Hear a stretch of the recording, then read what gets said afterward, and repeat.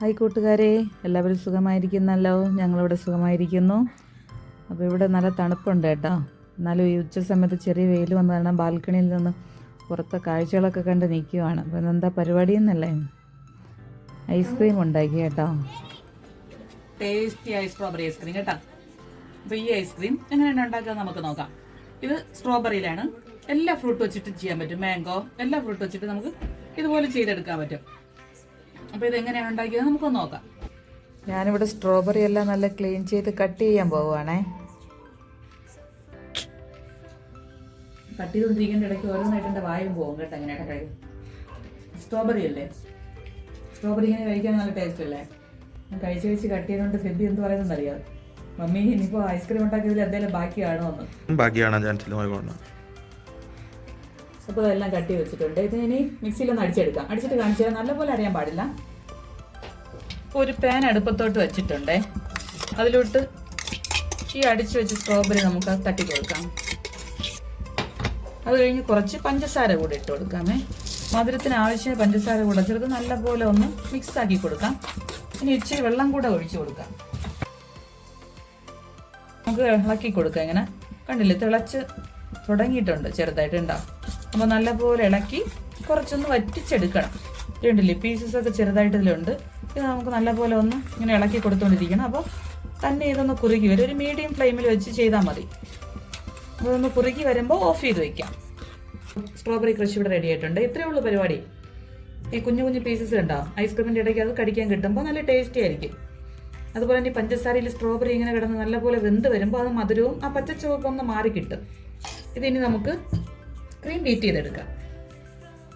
ഇനിയിപ്പോൾ cream beat ചെയ്യാൻ പോവാണ് കേട്ടോ. ഇതിപ്പോൾ 1 കപ്പ് എടുത്തിട്ടുണ്ട് ഞാൻ. നല്ലപോലെ ബീറ്റ് ആവണ്ട, ബീറ്റ് ചെയ്തിട്ട് കാണിച്ചു തരാം. ബീറ്റ് ആയിട്ടുണ്ട് കേട്ടോ. ഇതാണ് പാകം. ഇത് കണ്ടില്ലേ, നല്ലപോലെ സ്റ്റിഫ് ആവണ്ട. കേക്കിനൊക്കെ നമ്മൾ ബീറ്റ് ചെയ്യുന്ന പോലെ അത്രയും നല്ലപോലെ സ്റ്റിഫ് ആവണ്ട. ഈ കൺസിസ്റ്റൻസി മതി കേട്ടോ. ഇപ്പോൾ നല്ലപോലെ ബീറ്റ് ആവണ്ട എന്നുള്ളതുകൊണ്ട് മിക്സിയുടെ ജാറിൽ നല്ലപോലെ അടിച്ചെടുക്കാം കേട്ടോ. ക്രീം ജാർ തണുപ്പിച്ചിരുന്നാൽ മാത്രം മതി. മിൽക്ക് മെയ്ഡ്, അടുത്ത മിൽക്ക് മെയ്ഡ് ആഡ് ചെയ്ത് കൊടുക്കാൻ പോവേണേ. 1 കപ്പ് വിപ്പിംഗ് ക്രീമിന് ഒരു 1/2 കപ്പ് മതി മിൽക്ക് മെയ്ഡ്. ഇതിനെ ബീറ്റ് ചെയ്യണം.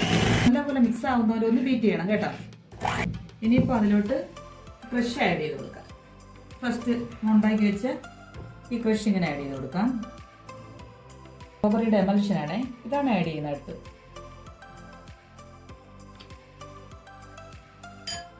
കുറച്ച് ആഡ് ചെയ്താൽ മതി, കളറിന് വേണ്ടി. കളറും കിട്ടും, അതിൻ്റെ ഒരു ഫ്ലേവറും കിട്ടും. ഒന്നും കൂടെ ബീറ്റ് ചെയ്ത് കൊടുക്കാമേ. ഇത് മിക്സായി കഴിഞ്ഞിട്ടുണ്ട് കേട്ടോ. ഇതിൽ പഞ്ചസാരയൊന്നും ആഡ് ചെയ്യണ്ട കേട്ടോ. കാര്യം ഫ്രഷിലൊക്കെ ആവശ്യത്തിന് പഞ്ചസാര എല്ലാം ആഡ് ചെയ്തിട്ടാണല്ലോ നമ്മൾ ചെയ്തത്.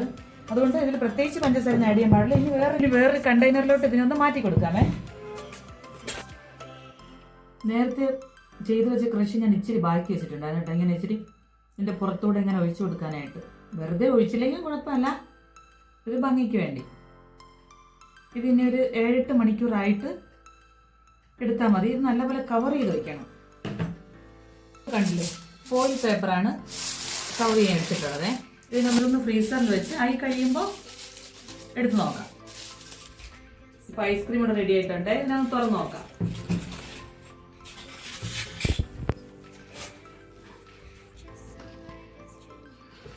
ഇവിടെ സ്ട്രോബെറി ചെയ്തതുപോലെ ഇതേ മെത്തേഡിൽ ഏത് ഫ്രൂട്ട് വെച്ചും ചെയ്യാം കേട്ടോ.